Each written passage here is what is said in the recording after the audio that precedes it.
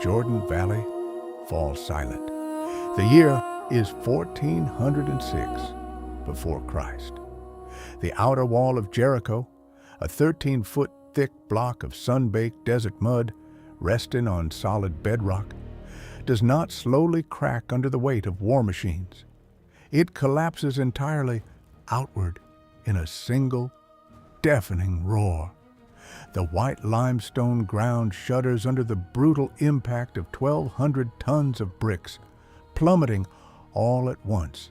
They form a perfect ramp of rubble, pointing straight into the heart of the city. Seconds after the first impact, the inner wall, colossal and raised many feet above the first, gives way to the same invisible force. The sheer terror of hundreds of people sheltered in the fortress corridors is swallowed by a dense cloud of dust, long before it even becomes an audible scream. There are no battering rams pressed against the defenses. There are no approach trenches. There is not a single scorch mark on the foundation stones. When stone and mud fortifications are pushed by invaders in the ancient world, mechanical force and gravity dictate they always fall inward, yielding to external pressure. But Jericho breaks its own structure from the inside out. The city tears down its own walls, handing the fortress over to a group that had not yet launched a single physical attack. How does an impregnable defense system, built to exhaust the greatest empires of the age, turn to dust in under a minute without the use of a single weapon? The mystery buried beneath these stones is not solved in the moment of their fall. The true cause of this disturbing collapse requires us to turn back the clock. We must dive into the crushing tension that gripped the city exactly 24 hours before the first Israelite crossed the horizon. 24 hours before the dust rises on the horizon of the Jordan Valley, Jericho pulses with the ingenious normalcy of a fortress that believes it is unbeatable. The city rests strategically, acting as the first and most formidable line of defense for the trade corridor. This route links the dense waters of the Dead Sea to the central highlands of Canaan. Whoever controls the gates of Jericho holds back the flow of caravans, wealth, and supplies for that entire slice of the ancient world, occupying about 6 acres in the fertile valley, measuring roughly 800 feet long and over 300 feet wide. The citadel does not boast the vastness of an imperial capital, but what it lacks in pure area, it makes up for in suffocating military engineering. Jericho is, for all intents and purposes, a colossal vault of stone and packed earth. The system protecting it is a double wall designed to frustrate the mind of any military leader. The outer barrier is 6 feet thick, made of solid brick. It is not built at the valley's ground level, but sits on top of a massive, steep embankment, 36 feet high. If an army somehow managed the impossible feat of scaling this ramp under a relentless rain of arrows and tore down the first obstacle, they would face an even worse strategic nightmare. 15 feet above the first wall, tracing the crest of the hill, stands the inner ring of defense. It is a brutal rampart, 12 feet thick. The sense of invulnerability is so deep and ancient in the minds of Canaanite rulers that the city's urban design defies conventional security rules. The gap, 10 to 13 feet wide between the two colossal walls, is not left empty. It is not a dead zone for the exclusive movement of soldiers. It is densely inhabited. Entire families breathe, eat, and sleep right there. Excavations have brought to light the remains of 14 residences. squeezed exactly into this narrow space. They were simple mud houses where people lived pressed against the retaining structure itself. The population, estimated by archaeological records to be between 600 and 1,200 people, reflects the usual size of a city-state in that era. For these merchant residents, a violent siege seemed like an unlikely ghost story. No outside aggressor had dared to breach the defenses of Jericho in the last 40 years. The last major architectural renovation of those walls happened a generation earlier, under the strict watch of Pharaoh Thutmose III. He ensured the cities maintained rigid operational outposts against invaders and desert nomads. The air in the cramped streets carries the strong scent of freshly harvested grain, piled high and kept in large storage jars. The famous water spring at the base of the hill flows clean and abundant. It guarantees a water supply capable of sustaining the isolated population for months on end. The Guard Command looks out from their highest observation posts, and they see a bastion that, in theory, has never failed. But the true ruin of a stronghold does not begin with the friction of siege weapons against stone. It begins quietly, in the spirit. The existential terror, the kind that makes heavy blocks feel unstable, had already crept into the corridors. It was hiding in the shadows of an inn built between the walls. Before we move inside the houses of Jericho to discover how two infiltrators struck the first devastating psychological blow to this impregnable defense, I quickly ask for your like. It helps this documentary reach more people. It deeply validates the hours of historical and archaeological research required to bring the living reality of the ancient world to you. And so, I can better know who is joining this historical deep dive today. Drop your answer in the comments. What draws your attention the most in biblical accounts? Do you like analyzing the tactical precision and archaeological mysteries? Do you study the texts out of pure personal faith?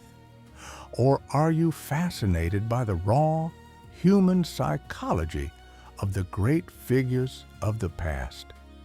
I will read and answer every single comment with great care. Thank you so much for your support. Now, let us return to the tense streets of Canaan.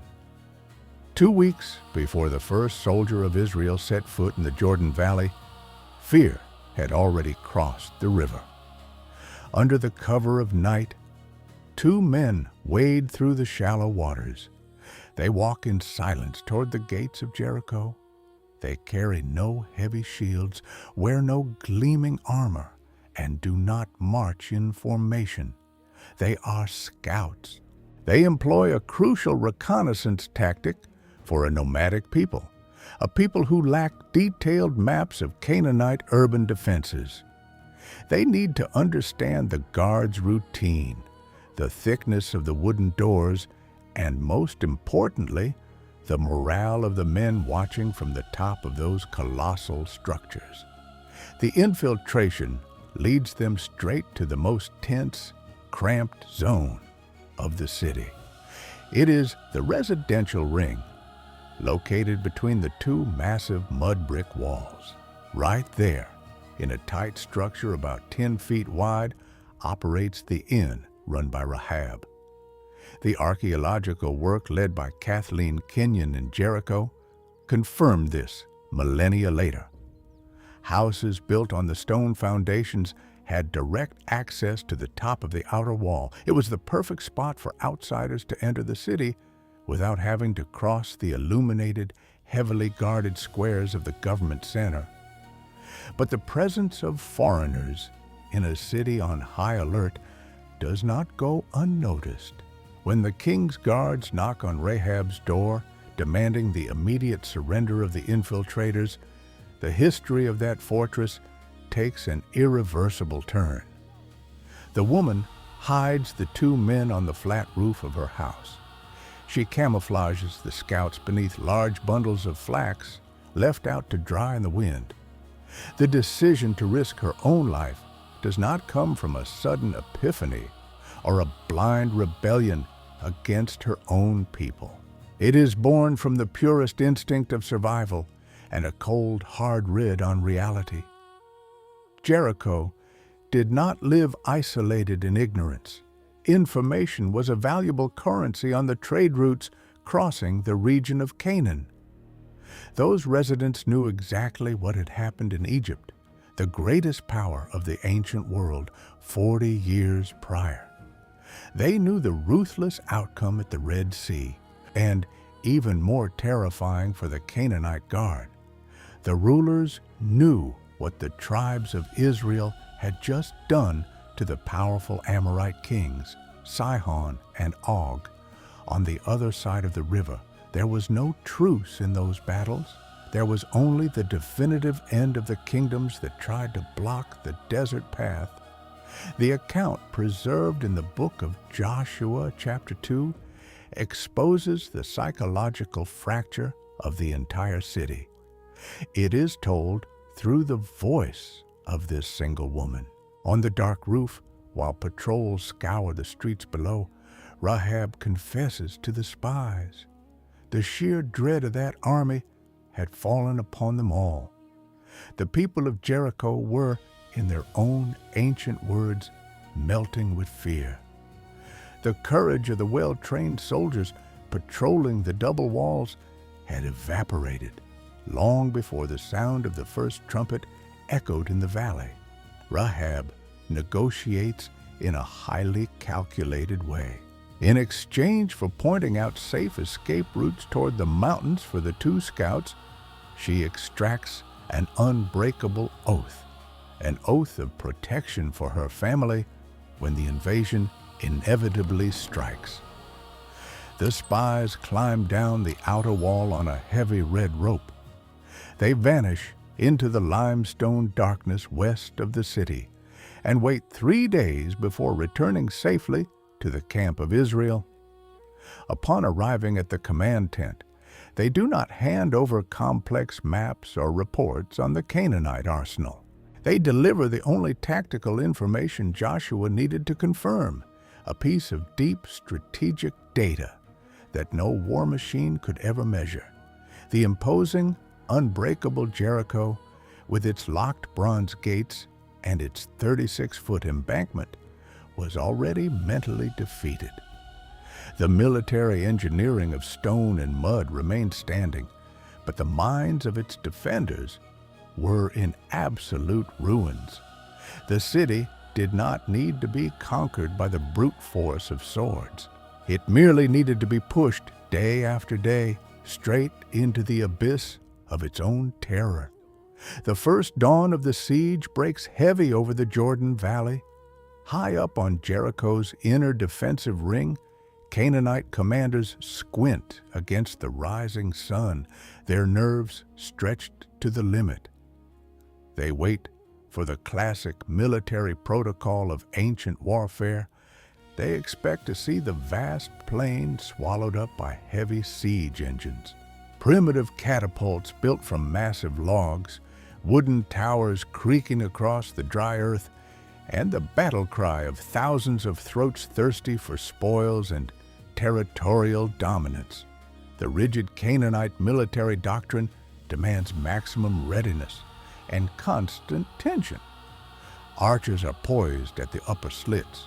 Experienced spearmen break into a cold sweat under the weight of their bronze and leather armor. But what emerges on the distant horizon, piercing the light morning desert mist, mercilessly shatters any tactical logic documented up to that point in the long history of human conflict. A massive column forms on the plain, boasting a terrifying military organization. Roughly 40,000 military-aged men leave the Israelite camp established in the region of Gilgal. a little over a mile east of the main target. They march in a direct, unbreakable line toward the proud, fortified city. The sentinels of Jericho immediately notice a highly disturbing detail. There is absolutely no metal-tipped battering ram being dragged through the dust. There are no assault ladders long enough to even threaten reaching the top of the 36-foot embankment, protecting the base of the primary wall. And towering above these anomalies, the dense, profound silence emanating from that colossal crowd is infinitely more terrifying than the expected clash of swords against iron shields. It is a disciplined, focused, and supernatural silence coming from warriors forged in the desert sands. At the front of the massive military formation, the most fearless soldiers walk with heavily rhythmic steps. They kick up immense curtains of white limestone dust. Right behind them advances the tactical, historical, and spiritual core of the entire nation of Israel. Consecrated priests from the lineage of Levi carry, with slow steps, a sacred artifact. It is wrapped in absolute reverence and was already feared throughout most of the Canaanite region due to the tales of power that surrounded it. It is the Ark of the Covenant, a wooden box overlaid with pure gold, the physical and glorious seat of the majestic God. Exactly 7 priests walk immediately ahead of the ark. They hold, with extreme firmness, trumpets crafted exclusively from pure ram's horn. Without any prior warning, the dreaded march around the imposing stone walls begins. The long column patiently circles the undefeated outer barrier of Jericho. The warriors do not fire a single arrow at the high towers. They hurl no insults at the enemy. At no point do they provoke the apprehensive royal guard. The only sound ruthlessly tearing through the hot valley air is the deep, continuous, and mournful blast of the priestly trumpets. This ancient noise perfectly blends with the dry, meticulously synchronized impact of tens of thousands of thick sandals crushing the gravel of the hard-packed earth. One complete lap around the vast 2,000-foot perimeter of the double fortification takes about 25 minutes of walking in a severe, uninterrupted tempo. When the circuit concludes, offering absolutely no direct physical clash, the Israelites simply, coldly, turn their backs on the unbreakable walls. They return to the safety of their home camp. The sprawling Jordan Valley plunges back into an oppressive, despairing silence. Inside Jericho's command room, hidden among the shelters of the 2 thick walls, complete disorientation and paralyzing tactical confusion take a devastating hold. How does a Canaanite general respond to a colossal army that shows zero interest in destroying the foundations of his fortress? A suffocating, silent panic quickly and cruelly begins to eat away at the mental stability of the entire high guard. From a purely logistical standpoint, Jericho was prepared with great zeal. The city enjoyed pure water, constantly flowing from its renowned internal spring. The vast storehouses hid provisions in large sealed jars, perfectly sufficient to withstand 14 long days of aggressive, non-stop siege. But the deep behavioral uncertainty of this unpredictable enemy fatally paralyzes any prudent decision-making. The royal council debates in absolute despair. Should they order harsh rationing of the precious grain stocks today? Or should they maintain a free eating routine to encourage the population? Should they command the endless line of exhausted archers to rain down sharp fire from the high walls, wasting valuable ammunition on the dirt? Or should they save their solid bronze spears for the real assault that seems to constantly elude them. This staggering, invisible tactical precision, where every footstep around the city reflects a move engineered to break the opponent's mind, highlights the ongoing majesty of the biblical chronicles. For those of you who value the richness of these historical details and wish to deeply understand the grand plan of divine redemption from beginning to end, I highly recommend reading the ebook, The Bible in Chronological Order. This material was masterfully designed to organize centuries of history into a unified timeline. It covers the era of creation in detail, the profound period of the patriarchs, the intense years of the judges, all the way to the times of the New Covenant and the book of Revelation.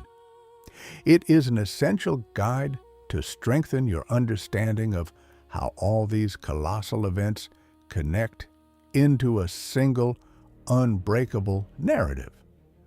The secure link to get this material is available in the description of this video and also pinned at the top of the comments. I am certain it will be a game changer in your historical studies. Now, let us return to the exact moment the mental siege began to crumble the Canaanite foundations. At the dawn of the second day of tension, the grim sight of the long column returns, unchanged, to the skyline. The slow, silent war march is strictly repeated. A single, continuous lap around the entire length of the fort takes place, and as soon as they finish the circumference, the men of Israel retreat once again. The unforgiving ritual was executed over and over for long consecutive days. The third day, the fourth day, the fifth day. The cold, exact repetition of that movement cemented itself as one of the most excruciating methods of mass psychological exhaustion documented in the ancient world. Without uttering a single word of threat, the tactic deactivated Jericho's core of resistance. The immeasurable physical height of the imposing ramparts instantly stopped offering its old comfort. The key men in charge of the barricades began to collapse mentally under the sheer torture of the unknown. The resilient fortress was dismantling its own inner core at a terrifying speed, dozens of hours before taking its first structural hit. It was the melancholic sunset of the dark sixth day. The minds of a portion of the urban population had completely ground the gears of reason to a halt. Beneath the freezing climate of the early morning stillness, three fragile families decided to take desperate measures. They advanced silently, with their elderly in their bags, through the hidden labyrinths of the fortifications. They finally managed to crawl and escape through the peripheral passages located on the northern wing. The choice for those exhausted lives was clear. Facing starvation and wild predators in the open desert felt much safer and far more tolerable than slowly suffocating inside a monumental stone tomb. The sentinels of the Israelite rearguard, however, remained prone in tactical readiness on the dark slopes. Without raising any alarm, they ambushed the fleeing civilians. Unlike the violent conduct common to armies of the era, which would have bound the fugitives in heavy bronze chains, the unexpected unfolded, adopting a strategic coldness designed to crush the very last breath of internal hope. The Israelite guards simply blocked the path. They forced the three families to back away step by step. The deserters returned, crying and trembling with fear, back into the damp, twisting paths of their own prison. The psychological message echoed throughout the entire city. No one would leave that fortification alive. As the meager light of that early dawn slowly gave way to morning, the Canaanite garrison leaned exhausted against the stone battlements. They were blinded by lack of sleep and paralyzing fear. They passively surrendered to the fantasy comfort of believing the sun would bring only another monotonous, harmless walk through the valley. But the countdown had reached 0. The dawn of the 7th day was about to tear across the sky, and it would not bring silence. It would bring the very ground to pieces. To understand the engineering and the monumental scale of what was about to happen on that 7th dawn, we must take a leap in time. We leave the tense sands of the ancient world and jump straight to the year 1952. The location is the Mound of Tel Es-Sultan. That is the modern Arabic name for the massive hill of dirt and rubble where ancient Jericho slept in absolute silence. Renowned British archaeologist Kathleen Kenyon commands a deep, meticulous, and revealing excavation at the site. By digging carefully, 36 feet below the arid desert surface, Kenyon's team does not just find disorganized ancient rocks. They stumble upon a highly disturbing time capsule. Beneath dense millennia of yellow dust, the archaeologists uncover a thick layer of unquestionable ruin. The earth stratum told the graphic story of a sudden, catastrophic event. It was initially dated within the window of 1550 to 1400 before Christ. The researcher found heavy mud bricks severely burned. House floors were covered in a compact layer of dark ash. And the most intriguing of all material finds, large ceramic storage jars, almost fully intact and overflowing with carbonized grain. In the rigorous study of ancient war strategy, this subtle detail of the grain represents a monumental historical anomaly. When an empire or a military confederacy surrounds a fortified city, the main, most lethal weapon is not the arrow. It is starvation. Sieges last for long months, sometimes cruel years. The trapped civil and military population consumes absolutely all food stocks until inevitable physical collapse. Finding full intact jars in a layer of ruin proves two undeniable facts. First, the fortress fell exactly during the spring harvest time, when granaries were at maximum capacity. Second, the stronghold did not endure a prolonged human siege. It perished drastically and suddenly, in a matter of a few days. This perfectly mirrors the 7 days of marching before the walls fell, according to the sacred records of Joshua. Furthermore, the invading army did not loot the valuable, highly coveted food supplies, a fact that aligns frighteningly well with the strict divine order. Everything in Jericho was cursed and had to be left behind, with no spoils of war taken. The investigation into this mystery takes on even more scientific and impressive contours in the year 1990.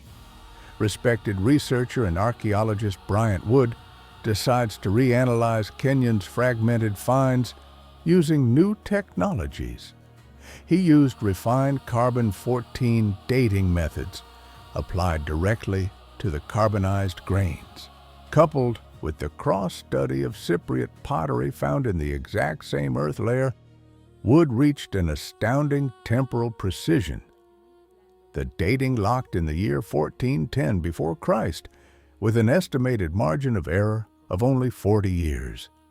This is precisely the narrow time window of the conquest of Canaan, following the adjusted biblical chronology. But Bryant Wood's revised data revealed something even more unsettling about the physics of that structural collapse. The researcher documented systematically and irrefutably that the massive stone and mud walls did not yield due to the mechanical force of battering rams. They were not tirelessly hitting its foundations. All geological evidence showed that the heavy defenses fell outward in a single direction. They created the exact natural access ramp that allowed the frontal entry of the Israelites. In modern science, this pattern of a unison directional fall to the outside has an unmistakable signature. It is not the result of human engineering. It is the brutal mark of a massive and rare seismic event. Detailed geological records for the entire region attest that the Jordan Valley has a long history of unforgiving tectonic activity. The massive Dead Sea fault line crosses the depths of the earth right beneath the archaeological site of Jericho. Modern surveys unanimously point to a period of extreme activity and stress in the tectonic plates. It occurred exactly in the time frame between 1425 and 1400 before Christ. An immeasurable energy was silently building and pushing beneath the hot limestone. It was happening right as the highly unusual march of tens of thousands of Israelite warriors was taking place on the valley's surface. What excavations and geology slowly began to piece together was a perfect puzzle. Exhaustive military strategy, the absolute psychological collapse of the Canaanite defensive guard, and a seismic event of devastating proportions were walking in silence. They were heading toward an unbelievable chronological and spatial convergence. The arid soil truly held, beneath layers of time and forgetfulness, the physical proof of a violent and simultaneous rupture. Now, all that remained was to wait for the moment when all these celestial and earthly gears would fire together, waiting only for the unforgettable dawn and the final order of the seventh day. The pale light of the seventh day breaks. It brings a different, almost palpable pressure to the vast Jordan Valley. For the Canaanite sentinels, with faces disfigured by extreme exhaustion and insomnia on top of Jericho's defenses, that dawn seemed to dictate only the bitter start of yet another journey of psychological torture. The sun begins to punish the limestone earth. The expectation of just another silent walk dominates the guard's mind. But in the massive camp of Israel, the direct order from Commander Joshua abruptly breaks the strict, established pattern. The instruction, passed in low voices to tribal leaders before sunrise, is clear, dry, and deeply unsettling. They would not take just one lap around the city. The march on that specific day would demand the absolute limit of every man's endurance. The huge column sets into motion, kicking up the thick desert dust. The first lap happens under the same dense, sepulchral silence of the previous days. It is punctuated only by the drawn-out, grave, and constant sound of the ram's horn trumpets. The defenders watch with exposed nerves. They grip their weapons with trembling hands. But at the end of the long 2,000-foot circuit, the Israelites do not turn their backs. They do not return to the camp. Without breaking formation, they begin the second lap, then the third. Sweat pours down the faces of 40,000 warriors under the relentless Middle Eastern sun. Meanwhile, the sheer terror amplifies. It spills over through the cramped corridors inside the double walls. The fourth lap, the fifth, the sixth. The absolute break in routine destroys the last spark of tactical predictability that still sustained the minds of the royal guard. The panic reaches its most extreme level. The Canaanites realize deep in their souls that the invisible siege has reached its boiling point. The silent judgment was converting into irreversible action. The physical exhaustion of those marching in the intense heat mixed with the profound conviction that something monumental was about to happen. On the seventh lap, the heavy march suddenly stops. The sun is already burning the white earth with extreme force. The 40,000 men halt in a perfectly coordinated manner. They turn their faces simultaneously toward the massive mud brick ramparts. For the first time since they crossed the waters of the Jordan River, the command order changes drastically. The priests raise the long horns. They emit a piercing, prolonged, and sharp blast, tearing through the hot air with unprecedented urgency. It was the definitive signal that the entire nation had waited for throughout their desert exile. And then, the coldly calculated silence of the siege is violently shattered all at once. 40,000 throats do not sing a soft religious hymn nor whisper a prayer. The historical record points out categorically that they unleashed a coordinated, visceral, and strictly simultaneous battle cry. A formidable human roar, projected in perfect unison directly against the blind fortress. It carried the immense weight of decades of accumulated promises and heavily repressed tensions. Modern advanced studies of acoustics and war tactics document that a collective roar from a military formation of this magnitude produces an overwhelming frequency. It acts as a true, invisible wall of sound, a measurable vibration that strikes with brutal ferocity against any physical barrier. But the raw power of that human sound was merely the trigger on the surface of the visible world. In the exact instant the acoustic wave hits the heavy facades of sun-baked mud, the hidden depths of the valley answer the supreme call. The monstrous tectonic tension accumulated over decades along the Great Dead Sea fault line, embedded exactly beneath the ancestral hill of that fortress, instantly hits its critical breaking point. The earth tears open. It gives way deeply beneath the feet of the city.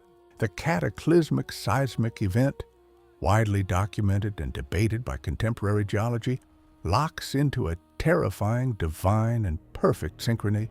It aligns exactly with the human military order and the collective cry.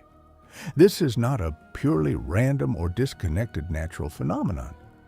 It is the supreme orchestration of time, space, matter, and the will of the Creator.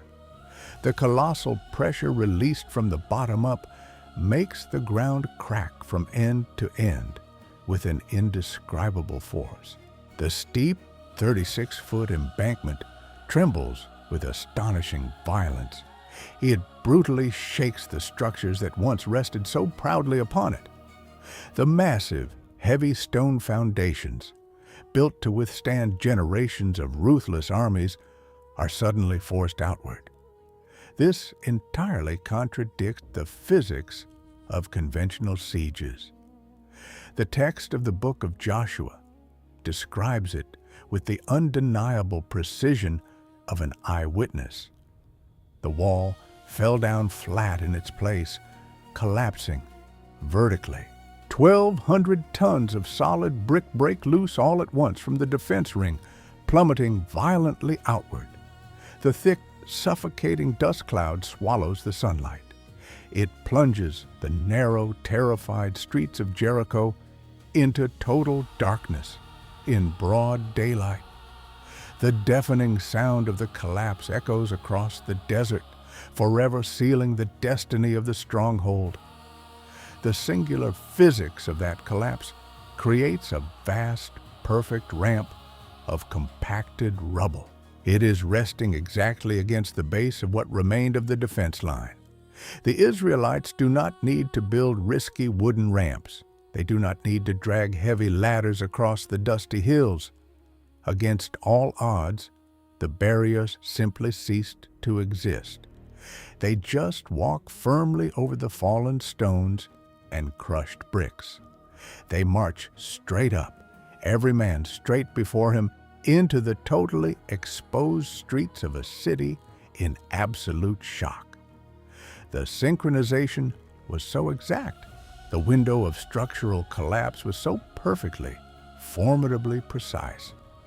The ancient pride of unbeatable Canaanite engineering was entirely reduced to dust in the briefest span of a few seconds. Mankind's destiny found its fulfillment, not by the force of the Hebrew sword against rock, but through the still warm rubble of the first and greatest barrier in the Canaanite corridor.